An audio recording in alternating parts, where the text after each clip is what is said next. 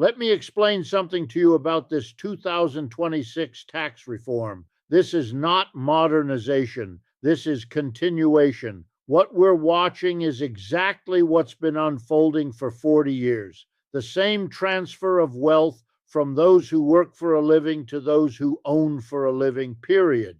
When they tell you this reform is about efficiency, competitiveness, fairness, what they're really saying is they're shifting more burden onto wage earners and away from capital owners. That's what modernization means in American capitalism. Over 4 decades, we've witnessed systematic tax system restructuring. Every reform moved the same direction. Corporate tax rates down, capital gains protections up, loopholes expanded, and working people, wages stagnated, benefits declined, public services cut. Their effective tax burden went up. That should make you very angry. This is not an accident. This is class warfare conducted through the tax code. Full stop. In the 1950s and 60s, corporate taxes accounted for roughly 30% of federal revenue. Today, 7 or 8%. Where did that money come from? From working people, from payroll taxes, income taxes on wages, state and local fees, from everywhere except where the real money sits. And here's the question nobody wants to ask. Who decided corporations should pay less and workers more? Where is the democratic process? Those who own capital wrote the rules. They hired the lobbyists, funded the campaigns, wrote the tax code, then hired politicians to keep loopholes open. That's the structural reality. Those who own capital make the rules that protect capital. Systematically, year after year, always in the same direction. This reform uses the same arguments from Reagan, Bush, Trump: simplification, competitiveness, jobs, and growth. Every time, the same result. Wealth flows upward, inequality increases, working people lose ground, the economy becomes more fragile and debt dependent. History shows cutting taxes on corporations and wealthy individuals does not produce broad prosperity. It produces stagnant wages for the majority, spectacular gains for the top 1%, and massive debt expansion to paper over that working people don't earn enough to buy what they produce. This reveals everything about capitalism. The system requires consumption but suppresses wages to maximize profits. So, how do you keep people buying? Credit cards, student loans, mortgages they can barely afford, financialize everything. When it wobbles, bail out banks with taxpayer money while telling workers to accept austerity. Look at who benefits from this reform: investment income, capital gains, dividends, income from owning, not working, not wages, not salaries. If this helps the middle class, why biggest benefits for people who don't work for wages? Because it was written by people who earn from investments, written to benefit their class, not yours. Now, how did we get here? How did a tax reform benefiting investors get sold as helping the middle class? Let me explain the ideological work done over 40 years to make this acceptable, normal, inevitable. It starts in the 1970s. American capitalism faced crisis, profits falling, competition intensifying, the post-war boom ending, the New Deal arrangement was breaking down. So capital went on the offensive. They restructured the entire economy in their favor. They did it brilliantly, attacked unions, moved production overseas, lobbied for deregulation, pushed for tax cuts, funded think tanks producing justifying ideology, funded campaigns electing compliant politicians, all while telling Americans it was for their own good, would create opportunity, a rising tide lifts all boats. That should make you very angry because it was a lie. The tide rose but only lifted the yachts. Small boats most Americans are in, they sank. Wages stagnated. Benefits declined. Job security evaporated. Pensions disappeared. Healthcare costs exploded. Meanwhile, the wealthy got wealthier, corporations more profitable, tax burden shifted downward. They created a theory: cut taxes on the wealthy and corporations, they'll invest, create jobs, prosperity trickles down. This became gospel. Both parties accepted it, media repeated it, universities taught it. Anyone questioning it was dismissed as unrealistic. And here's the question nobody wants to ask: did it work? The evidence says no, full stop. Since the 1980s, productivity continued rising. Workers produced significantly more per hour, but wages barely moved. For the bottom 50%, real wages are roughly where they were in the 70s. For the bottom 20%, actually lower. Meanwhile, corporate profits reached records. CEO compensation exploded. Stock prices soared. This reveals everything. The system transfers value workers create to capital owners. The tax code ensures the transfer happens smoothly, legally, with state blessing. Wealth is created by workers, but in capitalism, they don't own what they create. Owners own it. Because they own it, they decide revenue distribution, and they keep most for themselves. Taxes are one mechanism working. People have to get back what was taken through taxes on profits, high incomes, wealth. Some money redirects to public services, schools, healthcare, infrastructure, social security, ways workers collectively access resources they couldn't afford individually because wages are kept low to maximize profits.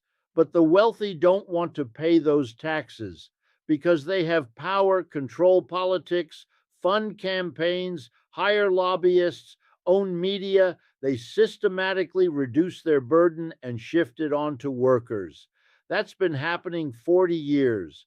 The reform includes provisions favoring capital gains, deductions for investors, loopholes for offshore profits, ways to minimize taxes, all presented as necessary, inevitable. But competitive for whom? Capital is mobile, labor is not. Capital can threaten to leave. Politicians respond with tax breaks, but labor can't make those threats. Labor stays, works, accepts conditions. That should make you very angry. What they're really saying is your needs don't matter. What matters is keeping wealthy investors happy, corporate profits high. That's the priority. Now, here's what you need to understand about the historical pattern. This is not the first time we've seen tax restructuring benefiting capital over labor. Let me take you through this history. The 1980s, Reagan slashed the top marginal rate from 70% to 28%, cut by more than half. They told us this would unleash prosperity. What happened? Federal deficit exploded. Inequality began its sharp rise. Real wages stopped growing, though productivity increased. Good jobs disappeared overseas or automated away. The 2000s, Bush, more tax cuts weighted toward the wealthy. What happened? A massive housing bubble on predatory lending. When it burst, worst crisis since the Great Depression. Millions lost homes, jobs, savings. Who got bailed out? Banks, investment firms whose reckless behavior caused it. Trillions in bailouts. And working people? Austerity. That should make you very angry. Every time we cut taxes on the wealthy, deregulate finance, prioritize capital over labor, we get a crisis, a bubble, a crash. Then working people are told they must sacrifice. That's the pattern. 2017, Trump, corporate rates slashed from 35 to 21%. Same promises. What did we get? Corporate profits soared. Stock buybacks hit records. Wages ticked up slightly, barely keeping pace with inflation. Then the pandemic. We discovered this economy was incredibly fragile. Millions were one paycheck from catastrophe. And here's the question nobody wants to ask. If tax cuts on the wealthy actually produced broad prosperity, why, after 40 years, do we have record inequality, record debt? an economy requiring constant Federal Reserve intervention. Where is the prosperity? The evidence shows these policies failed by every measure except one, making the wealthy wealthier, but creating a healthy economy for the majority failed completely. Full stop. Capitalism has built-in tendency toward inequality. Capital owners accumulate more. Wage workers struggle. Without intervention, without progressive taxation, strong unions, regulations constraining capital, inequality grows until the system becomes unstable. That's where we are. The 2026 reform continues the pattern, accelerates it, makes it worse. At a moment when inequality already reaches levels not seen since the 1920s. Think about that timing. This reveals everything. The system doesn't self correct. Those with power use it to get more. Those with wealth use it to get more. They use the political system to ensure accumulation continues regardless of social consequences. They don't care if inequality destabilizes the economy, undermines democracy. They care about keeping their wealth and power, period. When inequality reaches extreme levels, history shows highly unequal societies are unstable. Weaker growth because most people lack purchasing power. More political instability because people lose faith in institutions serving a small elite. More social problems, crime, health issues, pathologies of poverty and insecurity. The wealthy know this, but they've decided they can insulate themselves. Gated communities, private security, private schools, private health care, by politicians. They don't need a healthy society because they're not part of it anymore. They're above it. They've seceded from the social contract. That's not sustainable, not a way to build civilization. That's oligarchy, where wealth determines everything and democracy becomes a facade. That's where these policies are taking us. Now, let me explain how they sell this. How do they convince working people to support tax policies hurting them? This is remarkable propaganda. First, they tell you it's about freedom. High taxes are tyranny. Government wastes your money on bureaucrats and welfare. They make you angry at government rather than the system keeping wages low. Brilliant misdirection. Instead of asking why your employer doesn't pay enough, they get you asking why government is taxing you. Full stop. You're not in the same boat as a billionaire. The programs they want you to hate, Social Security, Medicare, public schools, those benefit you. The tax cuts benefit them, but they've blurred that distinction. When billionaires talk about cutting spending, they're not talking about cutting subsidies their companies receive. They're talking about cutting food stamps, disability insurance, school lunch programs, programs helping working people survive. And here's the question: why should we listen to billionaires about what to cut? Why take economic advice from people whose wealth depends on keeping wages low? It's like asking a fox to guard the hen house. They talk about growth. These tax cuts will grow the economy, benefiting everyone. But whose growth? If GDP grows but all goes to the top 10%, has it grown for you? If profits reach records but wages don't budge, does that help you? This reveals everything. Growth means growth in profits, capital accumulation, wealth of owners. It doesn't automatically mean growth in wages or security for workers. For 40 years, workers haven't been strong enough. Unions weakened. Labor laws favor employers. Outsourcing threatens every negotiation. So growth has gone almost entirely to capital, productivity risen 40, 50, 60%, but wages stagnant. All that productivity went to profits, to shareholders, to executives, not to workers who created it. The reform makes this worse, ensures even more value flows to capital and less to public purposes. These reforms always protect capital. Everything else is negotiable. If we keep cutting taxes on capital and shifting burden onto labor, we're heading toward feudalism. Small class owning everything, large class owning nothing, working for whatever wages owners pay. That's the trajectory. And here's the question: is that the society we want, where a few thousand people own more than hundreds of millions combined? Where working people can't afford housing, healthcare, education? Where democracy becomes meaningless because money controls politics? They also talk about deficits. We can't afford social programs because deficit is too high.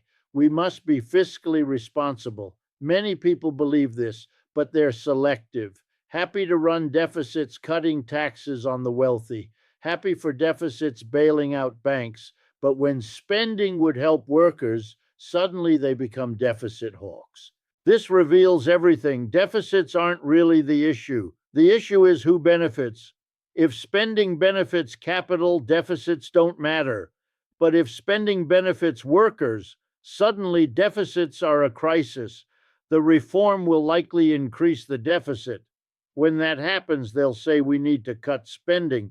They'll say entitlements are unsustainable. They created the deficit with tax cuts, then use it as excuse to cut programs helping working people.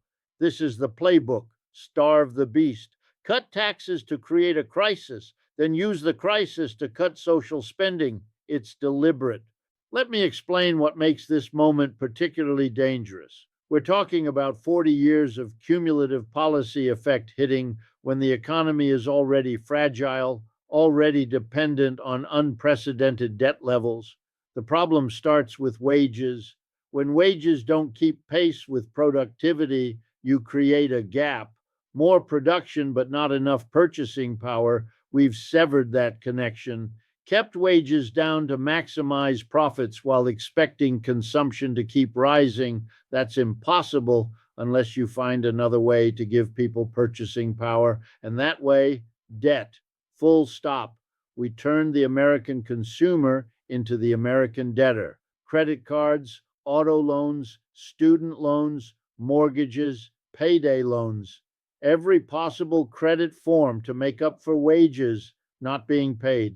This worked for a while, kept consumption growing, but fundamentally unsustainable because you can't have an economy based on ever increasing debt. That should make you very angry because this was predictable. Many economists warned you can't build an economy on debt instead of wages. But warnings were ignored because keeping wages low was too profitable. And here's the question: who pays when this breaks down? Not the wealthy. It'll be working people. They'll lose jobs, homes, savings, just like 2008. The reform makes everything worse, accelerates wealth concentration, reduces resources for public investment, increases the deficit, which will excuse cutting social programs, continues prioritizing short-term profits over long-term stability. This reveals everything about capitalism. The system is driven by profit, not sustainability or social well-being. If something is profitable now, capitalism does it, regardless of future consequences. We've built a system structurally incapable of prioritizing long-term collective well-being over short-term private profit. That's not a bug. That's a feature. Debt also serves as control. When you're in debt, you're vulnerable. You must keep working whatever job you can get because you have payments. You can't organize, can't strike, can't quit. You're trapped by debt obligations. That's useful for employers. An indebted workforce is a disciplined workforce. That should make you very angry because debt serves dual purpose. Props up consumption while constraining workers and making them more exploitable. Brilliant from capital's perspective. Give workers enough credit to keep consumption going, but keep them so indebted they can't push back. The reform fits perfectly into this. By reducing tax revenue and making it harder to fund public programs, forces more people to rely on private debt. Can't afford college? Take student loans. Can't afford health care? Better hope your employer offers insurance. This reveals everything about capitalism in the 21st century. It's not enough to exploit you at work. The system also exploits you as consumer, borrower, patient, student, renter. Every aspect of life becomes extraction opportunity. For most people, life is constant struggle to stay ahead of debt, to make payments, to avoid catastrophe. There's no security, no cushion, no margin for error. One mistake, one bad luck, and you lose everything. That's life for the majority, not because they're lazy or irresponsible, but because the economy is structured to keep them precarious. And here's the question: is this the best we can do? Is this optimal? Where most people live paycheck to paycheck, drowning in debt, one crisis away from catastrophe, while a tiny minority accumulates wealth beyond any possible need. Is this efficiency? Is this prosperity? The answer is no, full stop. This is not success. This is failure, and the reform makes that failure worse. Now, let me explain alternatives, because they'll tell you there is no alternative. That's a lie. Full stop. There are alternatives. There have always been alternatives. Go back to the 1950s and 60s. Top marginal tax rates were over 90%. Corporate taxes provided larger revenue shares. Unions were strong. Wages rose with productivity. Inequality was much lower. The economy grew faster. Infrastructure was better. The country was investing in itself. Was it perfect? No. Serious problems existed, but you could have a capitalist economy where taxes were much more progressive, where workers had more power, where inequality was much lower, and the economy functioned. In fact, many economists argue it functioned better. What changed? Power changed. In the 70s, capital went on the offensive. They broke unions, lobbied for tax cuts, pushed for deregulation, moved production overseas, funded massive ideological campaigns, and it worked. They shifted the entire political conversation to the right. You need to understand what seems possible, what seems realistic, is shaped by power. The wealthy have used their power to make alternatives seem impossible. They've convinced you their interests and your interests are the same. But what if we could have an economy where working people earned enough to live well, where taxes on wealth funded excellent public services, where healthcare and education were rights, where housing was affordable? We could, other countries do. The Nordic countries have much more progressive tax systems, stronger social programs, lower inequality, and their economies function perfectly well. That should make you very angry, because it means the argument that we can't afford progressive policies is garbage. We absolutely could have a different system. We choose not to, because those with power benefit from what we have. Period. What would a real alternative look like? Raise the top marginal rate to 70 or 80% on income over a few million. Tax capital gains at the same rate as ordinary income. Close offshore profit loopholes. Implement a wealth tax on fortunes over $50 or $100 million. None of this would hurt the economy. What it would do is generate revenue for infrastructure, education, healthcare, climate action. Second, strengthen labor. Make it easier to form unions. Raise the minimum wage to a living wage. Enforce labor laws. Give workers voice in corporate decision-making. None of this is radical. Many countries do this.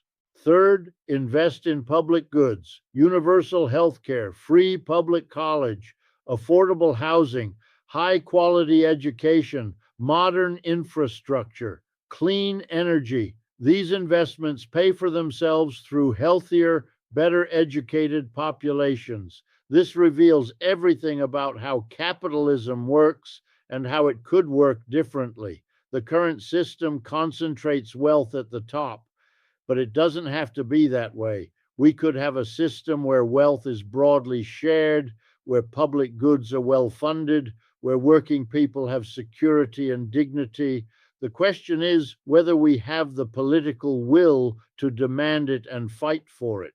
The reform goes in exactly the wrong direction.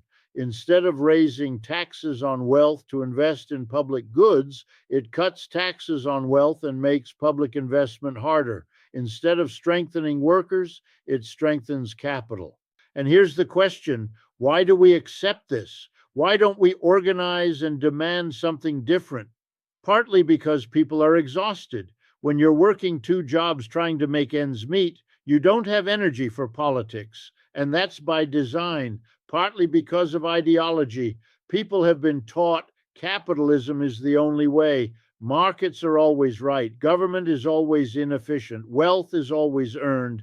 Poverty is always deserved. These ideas have been drummed in for decades. They make people accept circumstances rather than challenge them, and partly because political structures make change difficult. The wealthy fund both parties. They fund campaigns. They hire lobbyists. They write legislation. The system protects itself. But difficult is not the same as impossible. History shows when people organize, when they build movements, change happens. Labor rights didn't fall from the sky. They were won by workers who organized and struck and fought. Civil rights came from mass movements that disrupted business as usual. Every progressive advance came from people organizing despite being told it was impossible. We're at a moment where we need exactly that. The reform is not just technical policy, it's a political statement about whose interests matter, and if we accept it without massive resistance, we're accepting continued concentration of wealth and power at the top. That should make you angry, angry enough to organize, angry enough to join unions and political movements, angry enough to demand politicians serve your interests instead of wealthy donors, angry enough to strike if necessary, protest if necessary, disrupt if necessary. Let me explain what happens if we don't change course. If we continue concentrating wealth at the top, cutting taxes on capital, starving public services, keeping workers insecure and indebted, where does that lead? First, economic instability. An economy built on debt instead of wages, on financial speculation instead of productive investment. That economy is fragile. We saw this in 2008. We saw it in 2020. Each time, massive government intervention was required, and each time underlying problems weren't addressed. The next crisis is coming. I can't tell you when or what the trigger will be, but it's coming because fundamentals haven't been fixed. Inequality is worse, debt is higher, wages still stagnant, the financial sector is still massive and still risky. When it comes, it will hurt working people most. The wealthy will be fine. They have resources to weather storms. Working people have none of that. That should make you very angry because this is predictable. Many economists can see this coming, but instead of addressing fundamental problems, instead of raising wages and reducing inequality, we're doing the opposite. The reform makes everything more fragile. Second, political breakdown. Democracy cannot survive extreme inequality. That's not radical, that's historical observation. When wealth becomes highly concentrated, they also control politics. They fund campaigns, they employ lobbyists, they own media, they shape discourse. We're already well down this road. Many political scientists are alarmed by democratic institution erosion in the United States, voter suppression, gerrymandering, money in politics, regulatory capture, Supreme Court decisions treating corporations as people and money as speech. And here's the question: at what point do we stop calling this democracy? When does concentrated wealth become incompatible with democratic governance? I would argue we're already past that point. When study after study shows policy outcomes reflect elite preferences and have virtually no correlation with average citizen preferences, what is that if not oligarchy? The reform is another nail in democracy's coffin.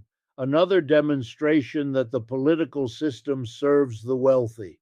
And every time that happens, trust in democracy erodes, cynicism grows, alienation increases. People stop believing democratic institutions can solve problems, and that's dangerous. When people lose faith in democratic processes, they become vulnerable to authoritarianism.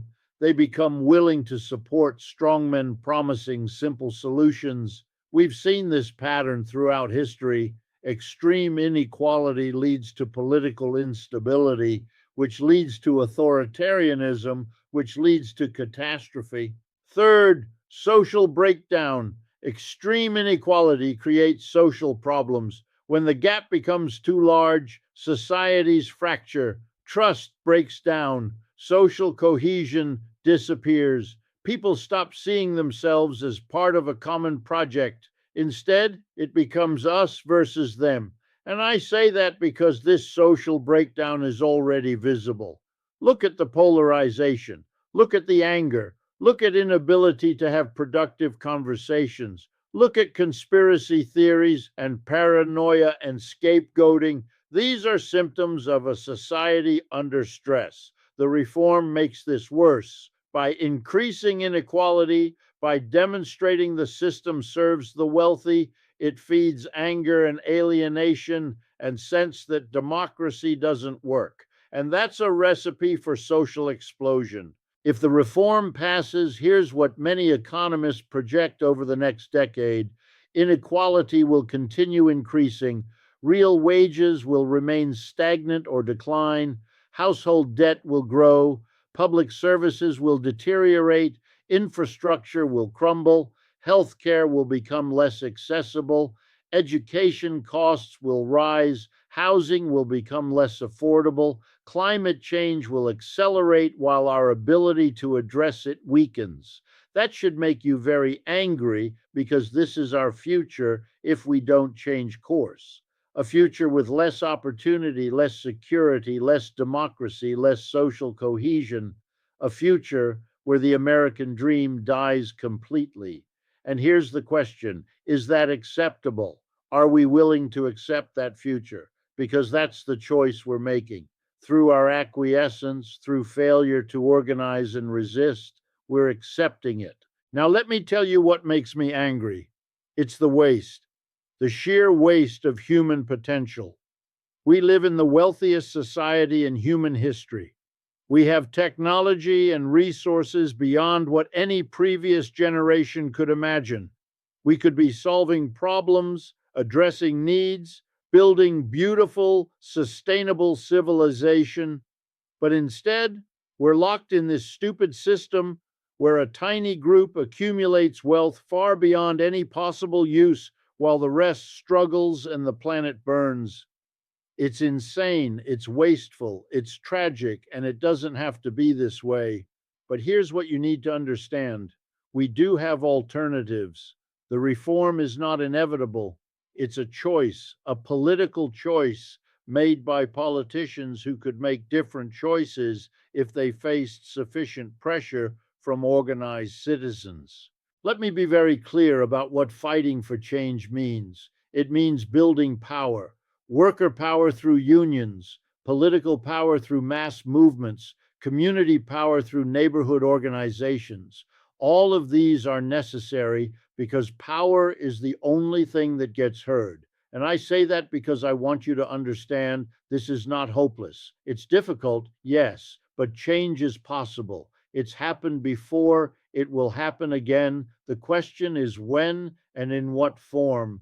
Will we organize proactively, or will we wait until crisis forces change in some potentially chaotic way? Now, let me explain the deeper structural problem the reform represents. This is not just about taxes. This is about the fundamental way capitalism organizes economic life. Until we understand that, we're going to keep having these same fights and losing them. Here's what you need to understand. Capitalism is a system based on a particular workplace arrangement. A small group, the owners, shareholders, board, they make all fundamental decisions. Everyone else, the workers who actually do the producing, they have no say. They come to work, do what they're told, get a wage, go home. The people who make decisions are not the people who do the work. That's the core structure, and everything else follows. The inequality follows because those making decisions decide to pay themselves more and workers less. The instability follows because they prioritize short-term profits over long-term stability. The environmental destruction follows because they externalize costs. The political corruption follows because they use accumulated wealth to protect their position. All of it stems from this arrangement where a few decide and the many follow. Now, here's the question. Why do we accept this? Why should people who work in an enterprise, who spend most waking hours there, who create the value that gets sold, why should they have no say in how it's run? In a democracy, we believe people should have voice in decisions affecting them. So why doesn't that apply to the economy? Why is economic life organized as dictatorship while political life is supposed to be democracy? This is the fundamental contradiction. You can't have democracy in politics if you have dictatorship in economics.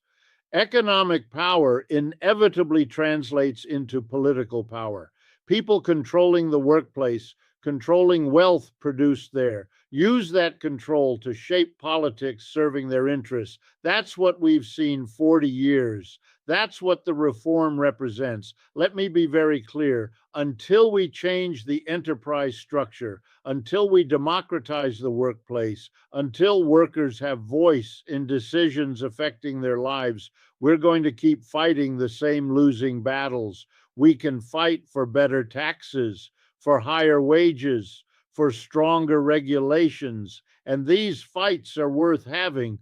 But as long as fundamental structure remains unchanged, as long as a small group controls the enterprise and uses that control to accumulate wealth and power, they will always be able to claw back any gains we make. That should make you very angry because it means the game is rigged at structural level. It's not just about this tax reform or that labor law.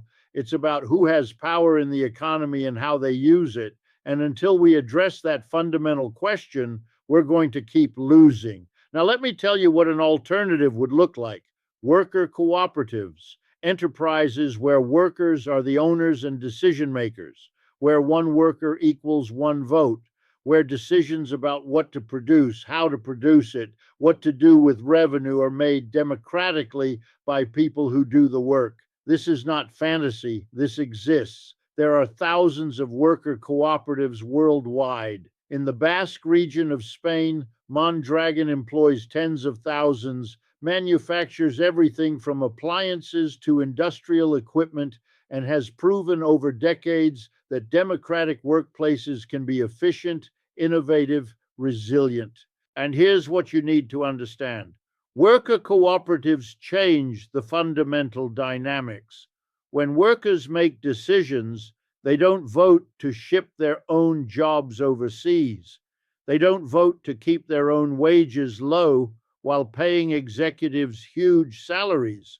They make different decisions because their interests are different. They're interested in long-term sustainability, in good wages, in safe conditions, in serving communities, not because they're better people, but because their structural position is different. This reveals everything about how capitalism works and how it could work differently. The problem is not human nature. The problem is structure. When you give a small group power over everyone else, when you let them accumulate enormous wealth from other people's labor, they use that power and wealth to protect their position. That's predictable. The solution is to change the structure so they don't have that power in the first place. Now, let me tell you why this is relevant to the reform, because the reform is a symptom of a system where capital has power and labor doesn't. If workplaces were democratically organized, if workers had voice in how enterprises were run and how revenue was distributed, Do you think they would vote to send profits to shareholders while their own wages stagnate?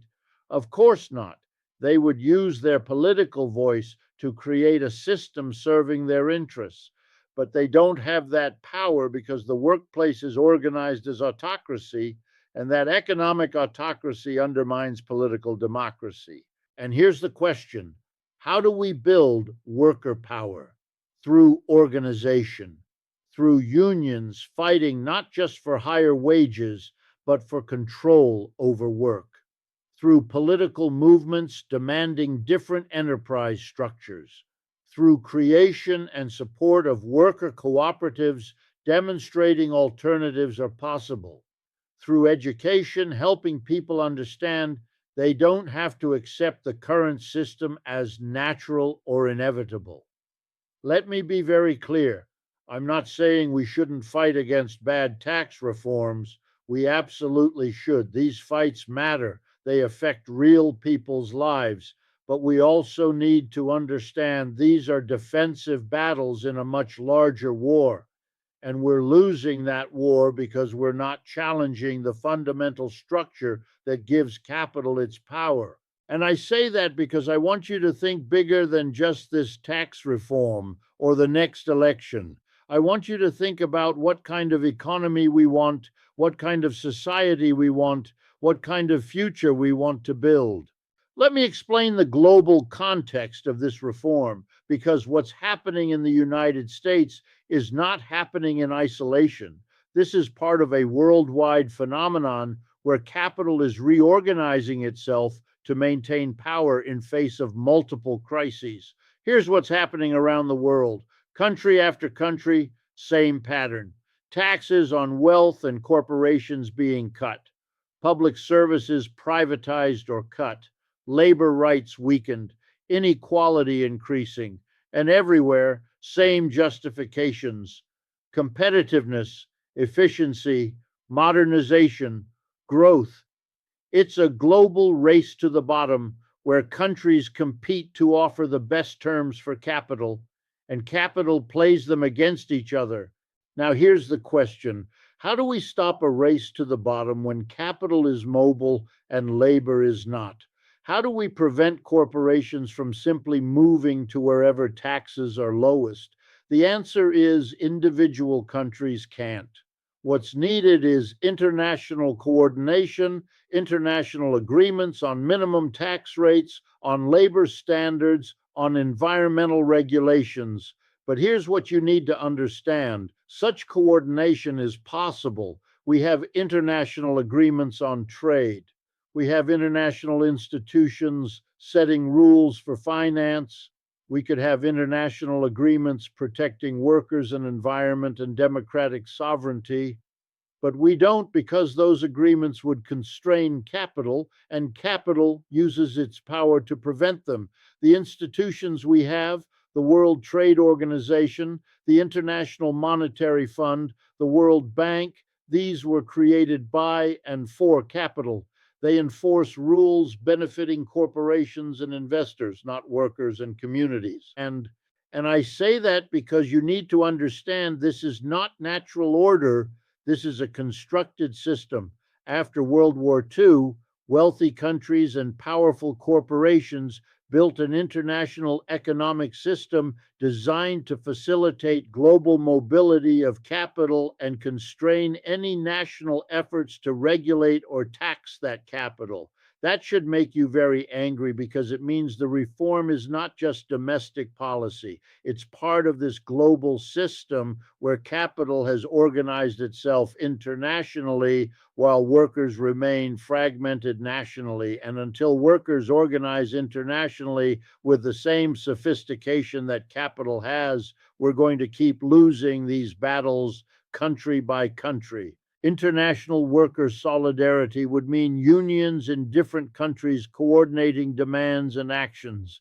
It would mean refusing to compete against each other for jobs and instead demanding corporations provide good wages and conditions everywhere they operate. It would mean building political movements demanding international agreements protecting labor rights and democratic control over capital. Now, here's what you need to understand about why this hasn't happened.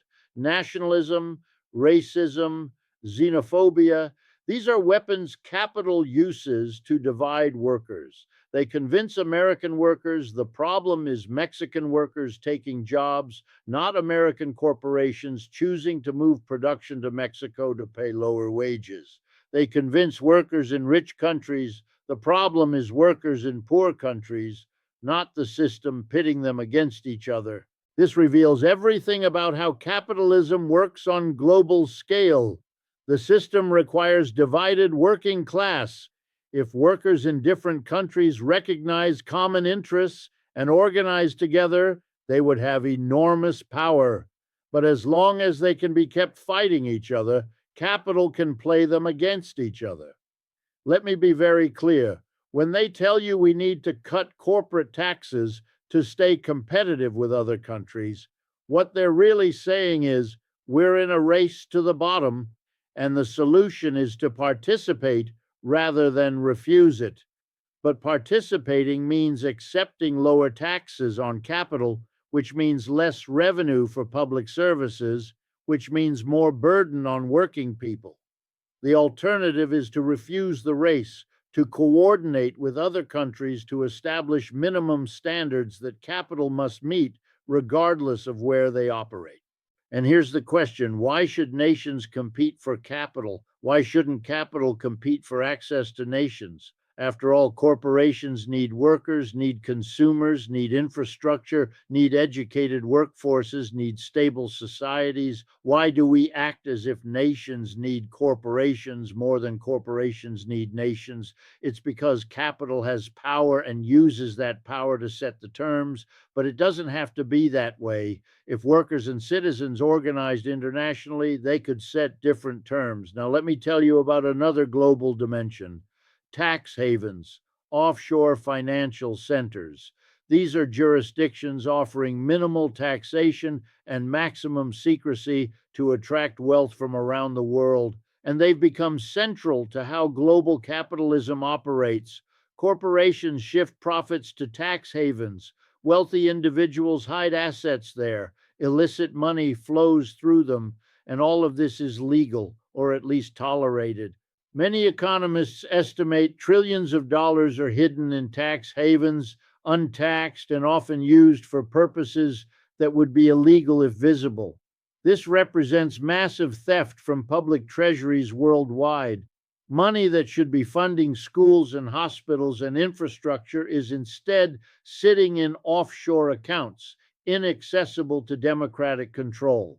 That should make you very angry because the reform is happening in a context where massive wealth already escapes taxation through offshore mechanisms. We're cutting taxes domestically while capital also avoids taxes internationally. It's a double hit to public revenue.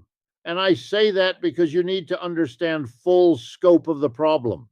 This is not just about domestic tax policy. This is about a global system built to protect wealth from democratic control. And changing that requires not just national reforms, but international cooperation to shut down tax havens, establish common tax standards, create transparency around wealth, enforce rules against tax avoidance.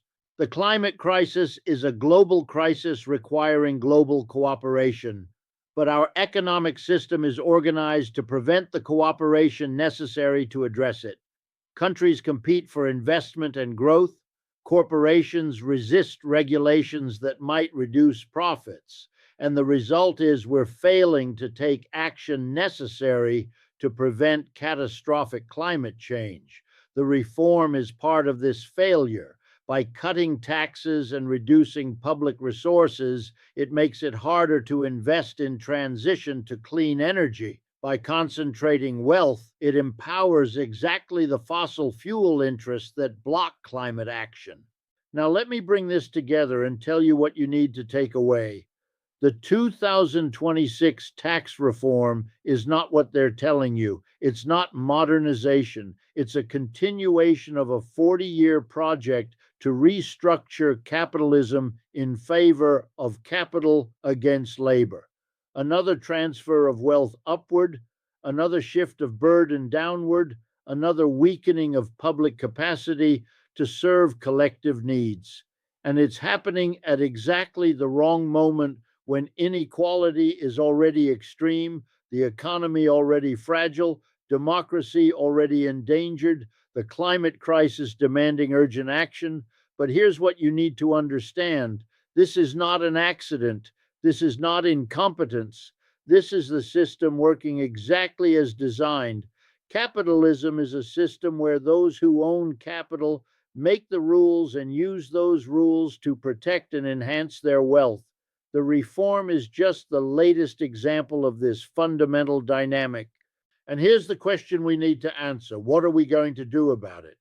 Because understanding is not enough, being angry is not enough. We need organization, we need strategy, we need sustained political mobilization aimed at changing not just this tax reform, but the system producing such reforms again and again. Let me be very clear. First, we need to build worker power. That means supporting unions, joining unions, creating unions where they don't exist, fighting for not just higher wages, but for control over work, for democracy in the workplace, for voice in decisions affecting our lives. Because as long as the workplace is organized as dictatorship, economic and political inequality will persist. You cannot have democracy in society without democracy in the economy, period. Second, we need to build political movements that can challenge capital's power in politics.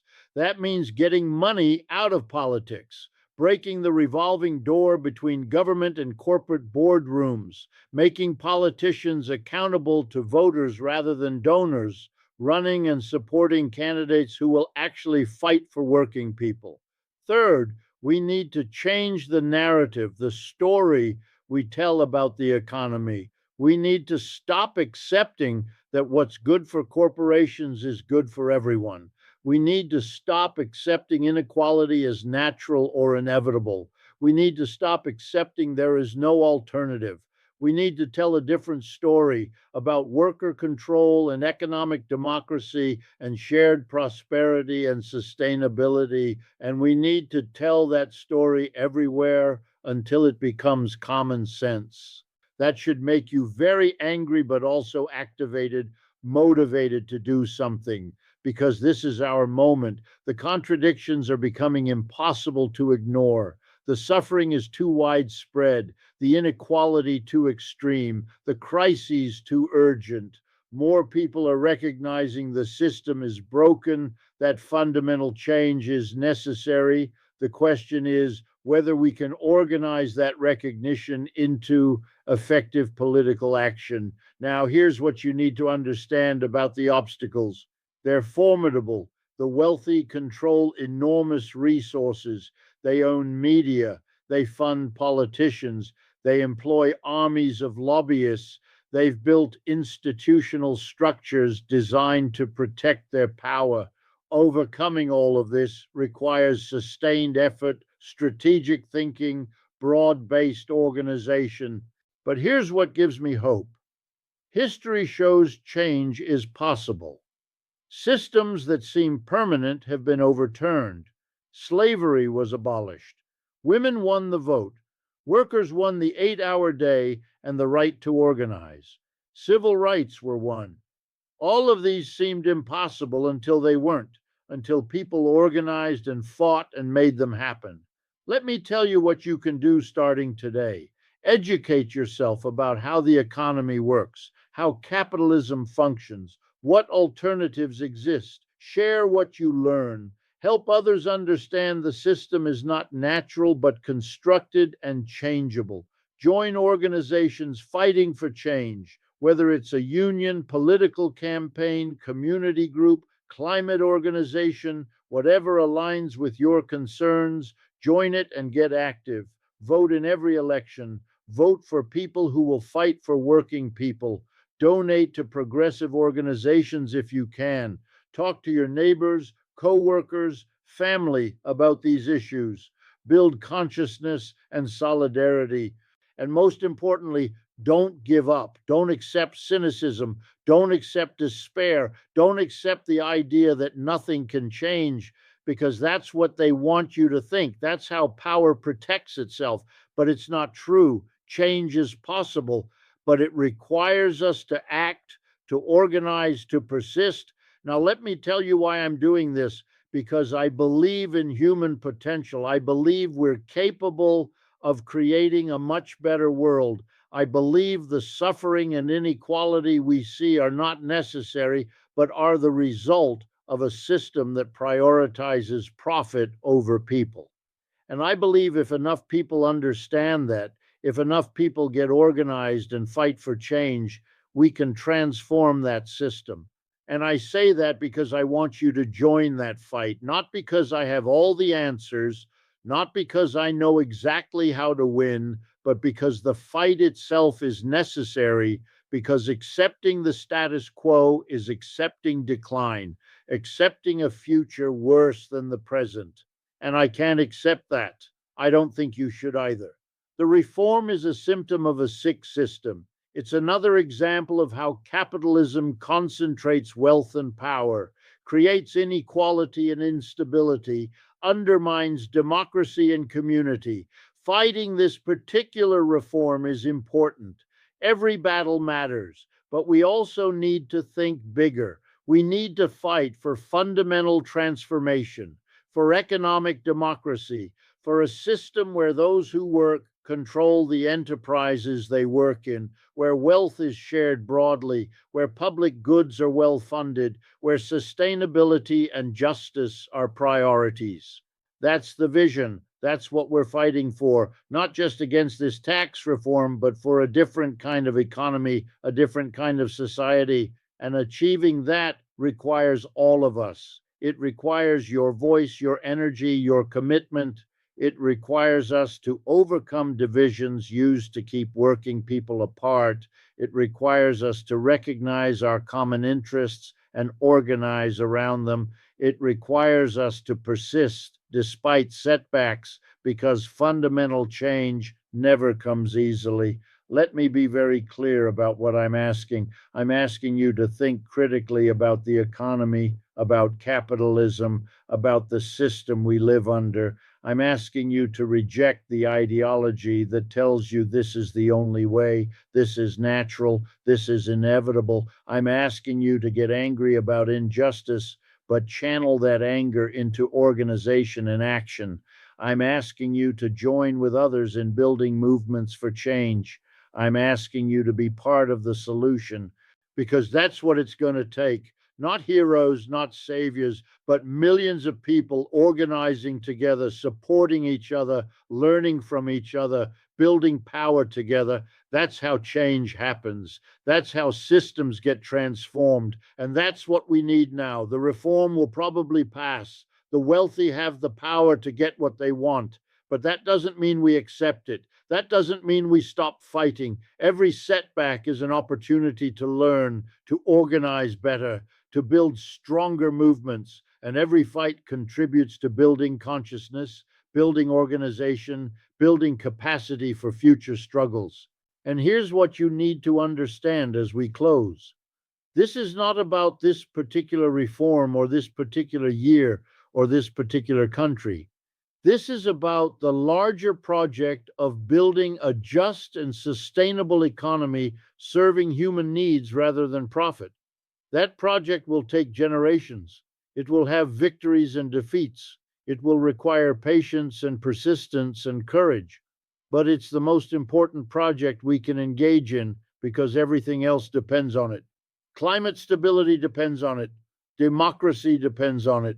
Peace depends on it. Human flourishing depends on it.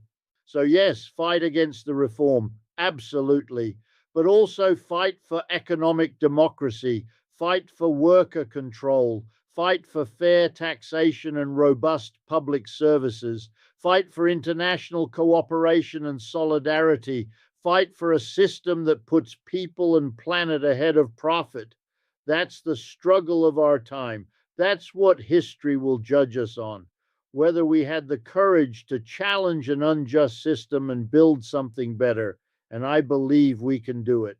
I believe if we organize, if we educate, if we persist, we can transform this economy. We can create workplaces that are democratic. We can create a tax system that's fair. We can create public services that serve everyone. We can create an economy that's sustainable and just. It's possible, it's necessary, and it requires you, it requires all of us together, organized, committed, fighting not just against what we oppose, but for what we believe in. That's the story you need to understand. That's the challenge before us. And that's why this tax reform matters, not just as policy, but as a symbol of everything wrong with the system and everything that needs to change. The question is whether we're willing to do the work to make that change happen. I hope you are. I hope you'll join the fight because we need you, and together we can win.